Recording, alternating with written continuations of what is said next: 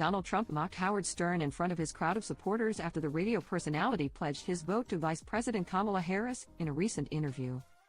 During a Wednesday, October 9th, campaign rally in Reading, Pennsylvania, Trump said the country still needed a free and fair press before bashing Stern's softball questions. "I watched the way they asked questions of Kamala Harris yesterday. Howard Stern, he's a weak guy," he told the audience. "It was so ridiculous, even she was embarrassed. It was like softball questions. Howard, I knew him very well. I was on his show many times," he continued.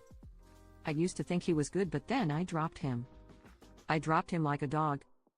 And his ratings are very challenged." Very challenged? That same day, he also took to his Truth Social platform to slam the radio host in a scathing rant. Beta male Howard Stern made a fool of himself on his low-rated radio show when he interviewed lion Kamala Harris, he wrote on the conservative social media site. "He looked like a real fool, working so hard to make a totally incompetent and ill-equipped person look as good as possible, which wasn't very good." As OK previously reported, Harris and Stern criticized Trump following claims in Bob Woodward's upcoming book War that the former president sent a COVID-19 testing machine to Vladimir Putin during the pandemic. "People in America were struggling to get tests, and this guy is sending them to Russia, to a murderous dictator for his personal use?" Harris asked.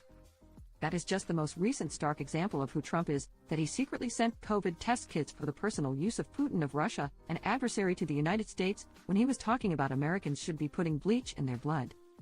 Think about what this is." Harris also suggested Trump is eager to forge relationships with controversial world leaders because he has a desire to be a dictator himself. "Ultimately, I do believe that this is an election that is about strength versus weakness, and weakness as projected by someone who puts himself in front of the American people and does not have the strength to stand in defense of their needs, their dreams, their desires," she said. The Trump campaign later denied Woodward's allegations.